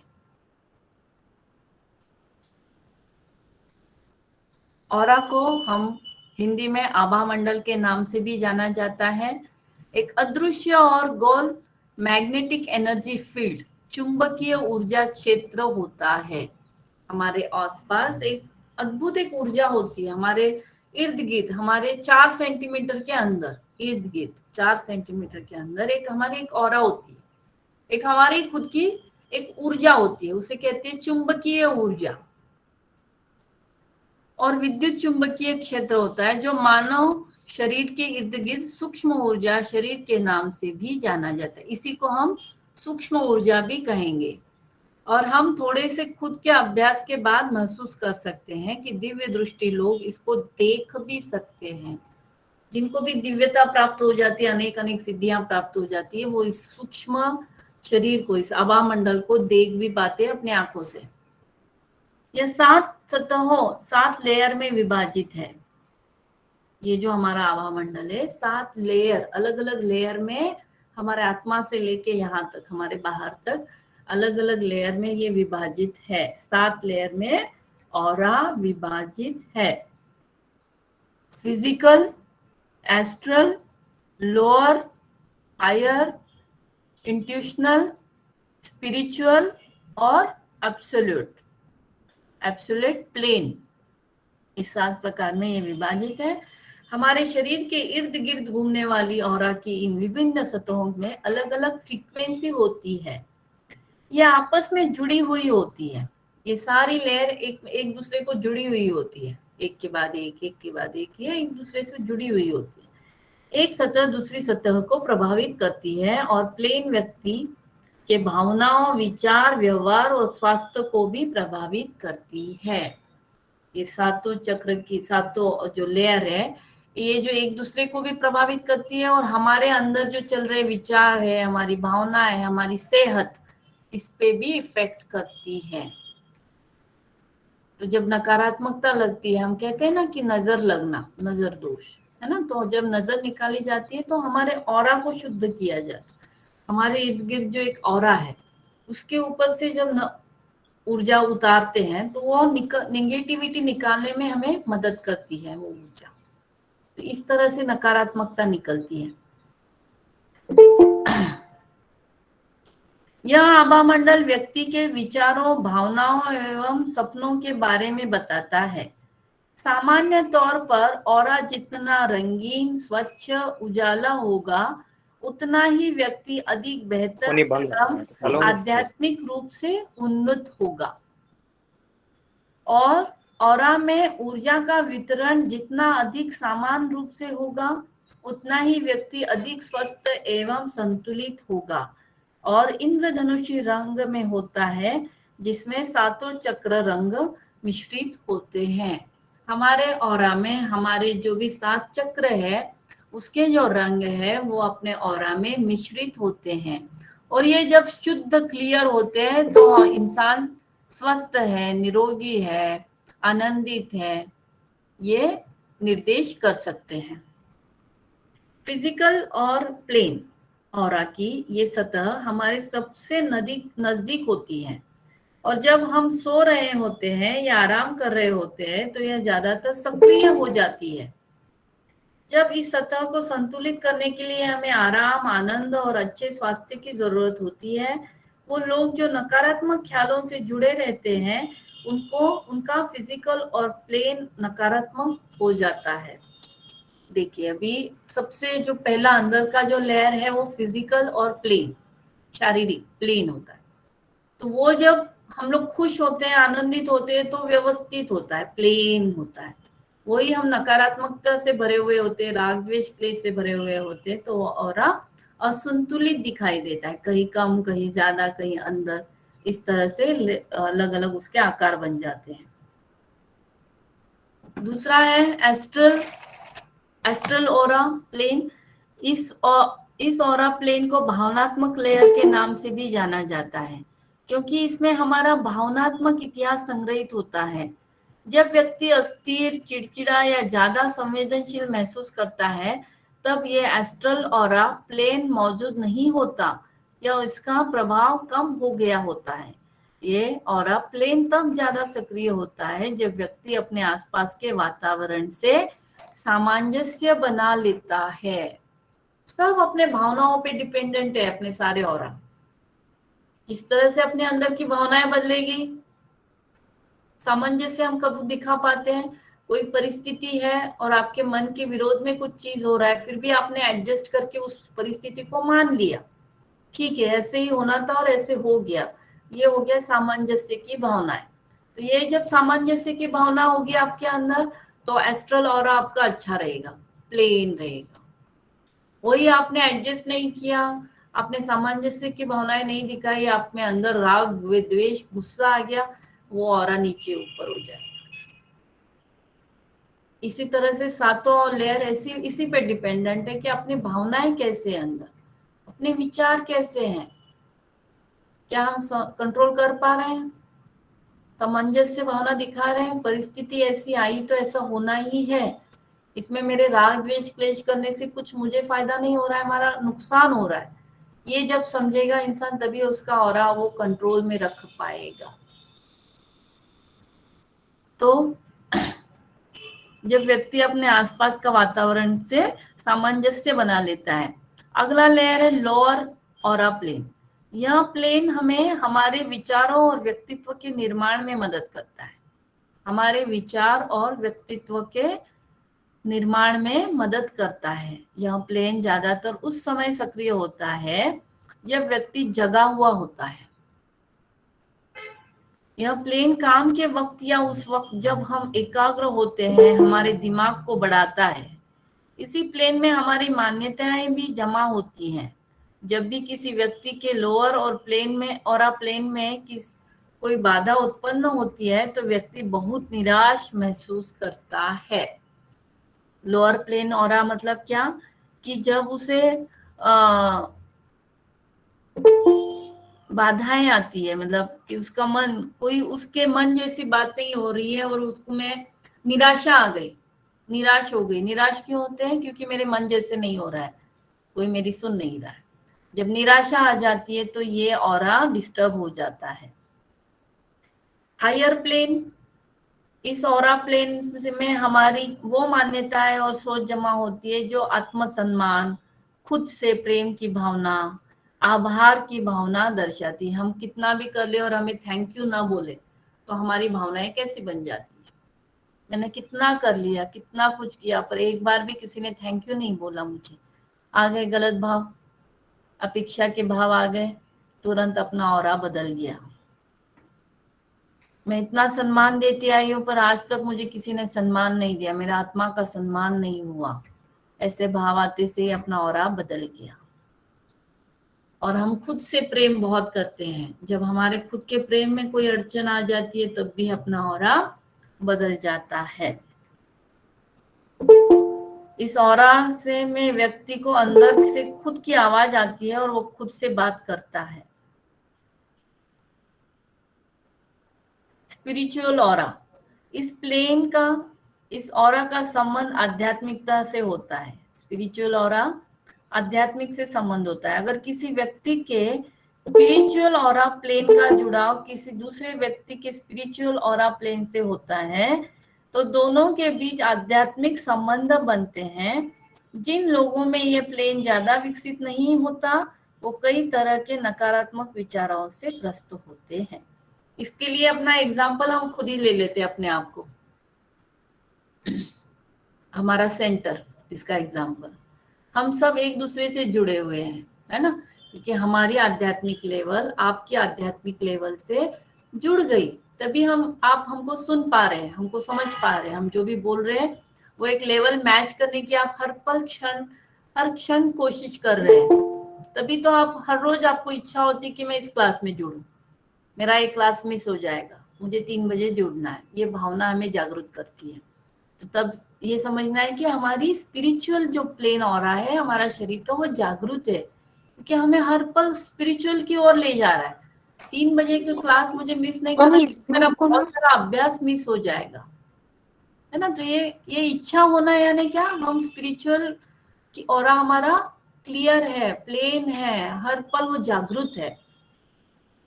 फिर है इंट्यूशनल ऑरा।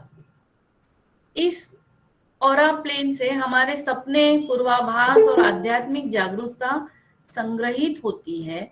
ये ऑरा प्लेन उन्हीं लोगों से ज्यादा विकसित होता है जो आध्यात्मिक होते हैं या आध्यात्मिक लोगों के करीब होते हैं। ये ऑरा प्लेन उन लोगों में ज्यादा सक्रिय होता है जो शांत होते हैं तथा दुनियावी आडंबरों से दूर होते हैं। जो भी आडंबर चल रहे हैं ना आसपास, ये चल रहा है, वो चल रहा है, उससे अपना कोई संबंध नहीं होता। ये बस अपने आध्यात्मिकता से, उससे रिलेटेड जो भी यूट्यूब चैनल है, उससे रिलेटेड जो भी क्लास है, जो भी लेक्चर है, वही सुनने में इंटरेस्ट रखते हैं। आध्यात्मिक जहाँ मिलेगा, मुझे ज्ञान मिलेगा, मैं वही जुड़ी रहूंगी। ये भावनाएं जब रहती है तो समझ लेना है हमें कि हमारा इंट्यूशनल ऑरा क्लियर हो गया है, मतलब क्लियर है, प्लेन। पर वो एक ही बात है, देगी कोई सा फिर है एब्सोल्यूट ऑरा। यह ऑरा बाकी और प्लेन को संतुलित रखता है और ऑरा प्लेन में व्यक्ति के आत्मा की यात्रा का विवरण संग्रहित होता है। यह ऑरा प्लेन बहुत ही कम लोगों में ज्यादा विकसित होता है। सबसे अंदर का ऑरा ये एब्सोल्यूट प्लेन ऑरा, जो इन सारे 6-7 ऑरा अभी तक अभ्यास किए ना हमने, इन सातों को वो कंट्रोल करने का काम करता है, सातों औरों को कंट्रोल करने का काम करता है। और यह बहुत कम लोगों में दिखाई देता है ये जागरूक है कि नहीं, क्योंकि ये आत्मा की यात्रा का विवरण करता है। आत्मा कहाँ, किस दिशा की ओर जाएगा, ये विवरण मतलब समझाने का काम होता है कि आत्मा को इस दिशा में इंटरेस्ट ज्यादा है। अभी आध्यात्मिक विषय लिया तो आध्यात्मिक का ही सुनने की इच्छा हो रही है, मतलब मुझे आध्यात्मिकता के लेन में, उस जगह पर, उस वो अभ्यास करने की इच्छा ज्यादा होती है। तो ऐसी इच्छा जब जागृत होती है तो समझना है कि हमें एब्सोल्यूट ऑरा हमारा क्लियर है, प्लेन है, उसमें कोई भी अड़चन नहीं आ रही है। तो इस तरह से ये ऑरा, हमारे सातों ऑरा के बारे में हमने अभी जाना है।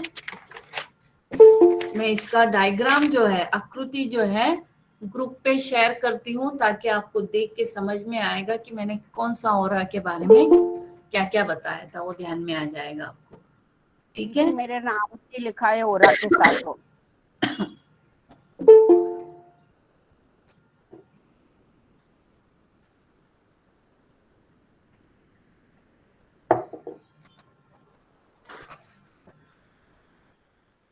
ठीक है,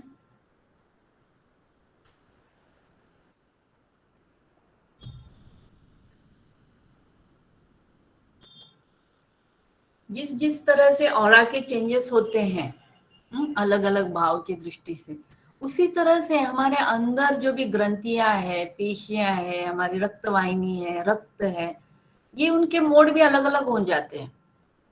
गुस्सा आया, रक्त उद्वेगित होगा, फास्ट बहेगा नलिकाओं में से, फटाफट फटाफट जाएगा, उससे क्या होगा, बीपी पे इफेक्ट आएगा, ब्लड प्रेशर पे इफेक्ट आएगा।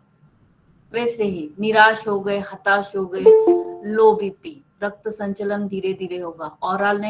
ऑरा ने मैसेज दिया कि इंसान निराश हो गया, क्योंकि ये सारे इंटरकनेक्शन है हमारे, साइंटिफिक भी है और आध्यात्मिकता के अभ्यास से भी देखा तो दोनों में एक ही निकला है निकष कि ये दोनों सब एक दूसरे से जुड़े हुए हैं। शारीरिकता में क्या है, अगर आप निराश हो गए, अपना बीपी लो होगा क्योंकि ब्लड प्रेशर लो हो गया, ब्लड धीरे धीरे चलन हो रहा है तो प्रेशर कम हो जाएगा। तो ये सारी आध्यात्मिकता, इसको जानना, यानी ये क्या जान रहे हैं हम लोग, एक साइंस जान रहे हैं। साइंस है इसके पीछे कि जिस तरह से अपनी भावनाएं रहेगी उसी तरह से अपना शरीर बनेगा। आपको संतुलित बनाए रखना, एक ही ध्येय हमारा होना चाहिए कि हर पल हर क्षण मेरा मन, मेरा चित्त, मेरी भावनाएं संतुलित रहे, शांत रहे, परिस्थिति जो भी आए, मैं शांतता से, सामंजस्य से समझ के लेना चाहती हूँ। ये भावनाएं हर पल हर क्षण हमारी जागरूक रहनी चाहिए, तभी ये कंट्रोल हमें आएगा। तो ये शॉर्ट में मैंने बताया 7 चक्रा और 7 ऑरास के बारे में। अभी इसी रिलेटेड हम लोग एक छोटा सा ध्यान करेंगे, तो उसके बाद हमारे क्लास की संपन्नता की ओर आगे बढ़ेंगे। हम लोग छोटा सा मेडिटेशन करेंगे। सीधा बैठे, कमर से सीधा, सुखासन या कोई भी अवस्था में बैठ जाइए। सीधा बैठे, कमर से सीधा, गर्दन सीधी करें।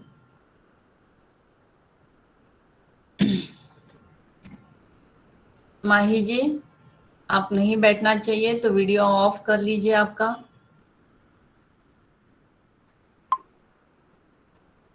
हाँ, सीधा बैठिए। ज्ञान मुद्रा, हाथों की ज्ञान मुद्रा करके अपने लैप पे रखिए, जंघाओं पे रखिए। आंखों को बंद करें।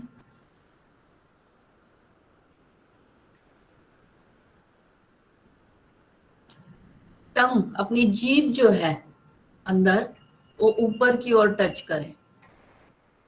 सभी जन अपने टंग को ऊपर की ओर टच करें। आंखों को बंद रखें। माही जी, मोबाइल एक जगह पे रख दें और जो मैं इंस्ट्रक्शन दे रही हूँ उसको फॉलो कीजिए। आंखें बंद रखें।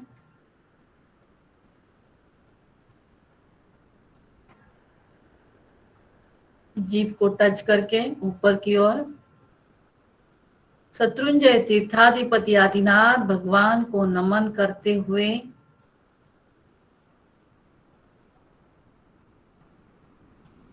श्वास धीरे से अंदर ले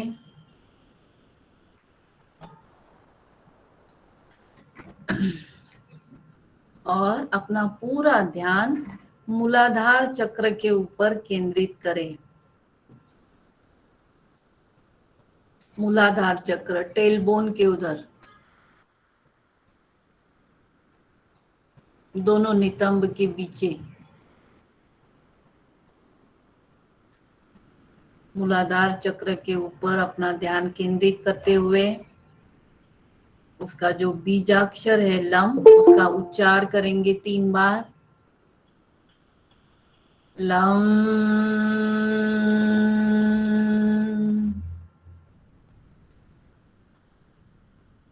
लम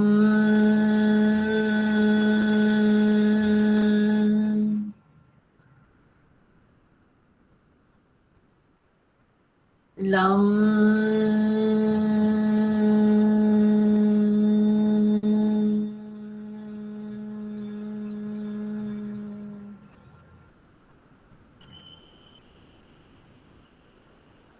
अपने ध्यान को ऊपर लाएंगे स्वादिष्टान चक्र की ओर। नाभि से 3 उंगल नीचे स्वादिष्टान चक्र।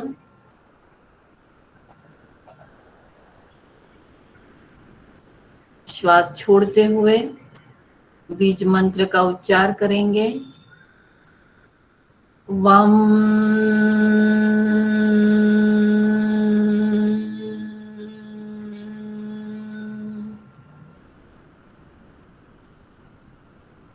वम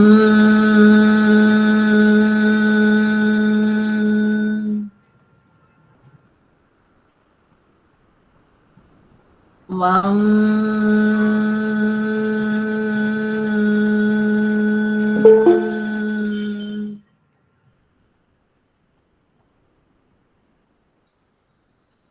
धीरे हर श्वास के साथ अपना ध्यान आगे बढ़ाते हुए चक्रों पे लाइए और श्वास छोड़ते हुए मणिपुर चक्र पे ध्यान लाते हुए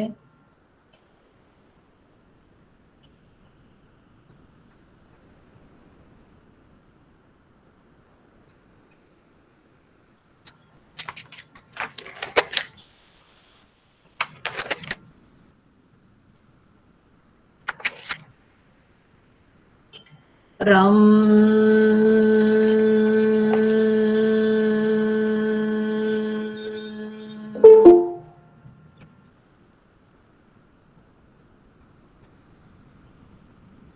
रम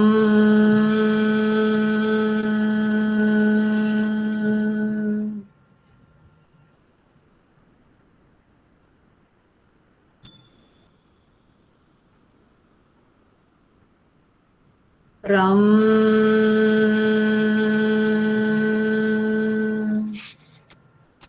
श्वास छोड़ते हुए धीरे से श्वास लेते हुए अपना ध्यान अनाहत चक्र पर यम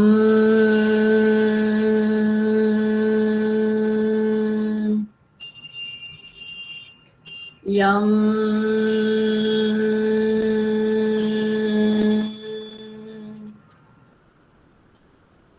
यम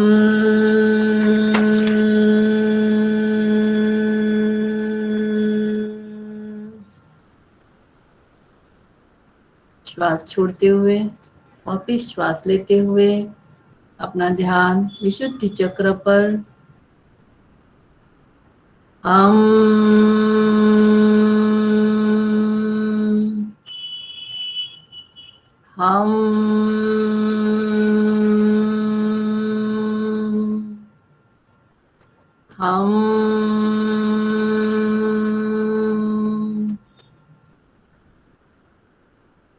श्वास छोड़ते हुए धीरे से अपना ध्यान ऊपर की ओर दोनों भ्रुकुटी में आज्ञा चक्र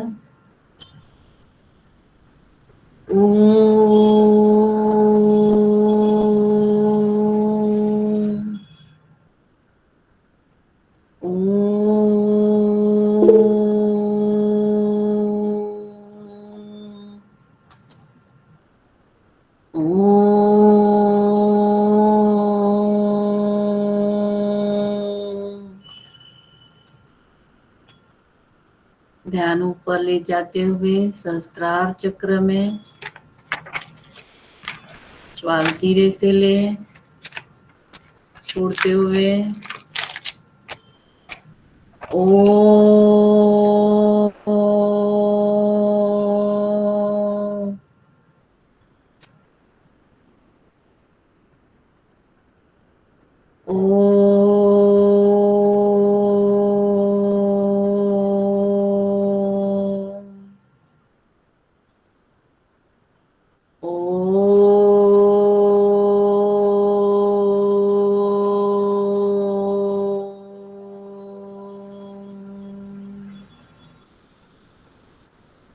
श्वासों को एकाग्र कर कर मैं जो बोल रही हूँ उसके पीछे बोलिए। भक्तांबर के श्लोक की भक्ति की शक्ति और जीवन ऊर्जा से मेरे सारे चक्र ट्यून हो गए हैं। भक्तांबर के श्लोक की भक्ति की शक्ति से जीवन ऊर्जा से मेरे सारे चक्र अट्यून हो गए हैं। भक्तांबर के श्लोक की भक्ति की शक्ति और जीवन ऊर्जा से मेरे सारे चक्र अट्यून हो गए हैं।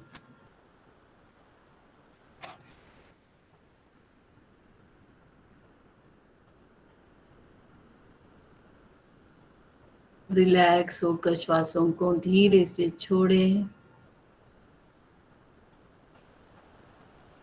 धीरे महसूस करते हुए अंदर लेते हुए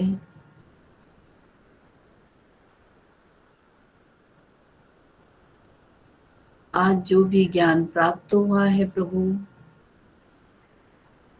आपके आशीर्वाद से प्राप्त हुआ है, आपकी ऊर्जा से प्राप्त हुआ है। आपका अनंत अनंत धन्यवाद धन्यवाद धन्यवाद। ब्रह्मांडीय ऊर्जा का धन्यवाद। सारे वस्तु चीजों का धन्यवाद।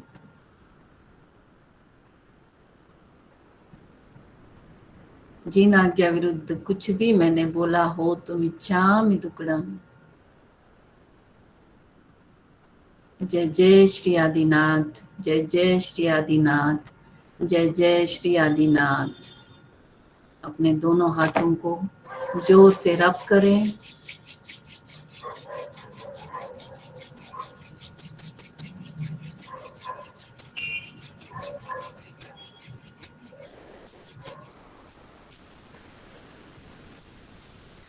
और अपने संपूर्ण शरीर पर हाथों को घुमाते हुए अपने आप को धन्यवाद की भावनाओं से ओतप्रोत करें। आप सभी ने शांति से क्लास सुना, इसके लिए श्री आदिनाथ भक्तांबर हीलिंग सेंटर आपका बहुत बहुत धन्यवाद, शुक्रगुजार। धन्यवाद आप सभी को। धन्यवाद। धन्यवाद आपका भी धन्यवाद।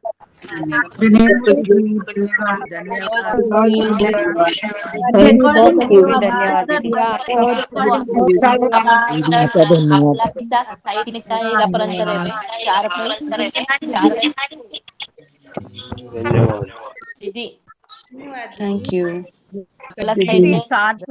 लिखा है मेरे, धन्यवाद। लिखा है मेरे। 4 सेंटीमीटर की धन्यवाद। 4 मीटर काही आपला ओरा आपलं साईडने 4 सेंटीमीटर की ओके। बंद कर दो दीदी। दीदी रिकॉर्डिंग बंद कर दो। हाँ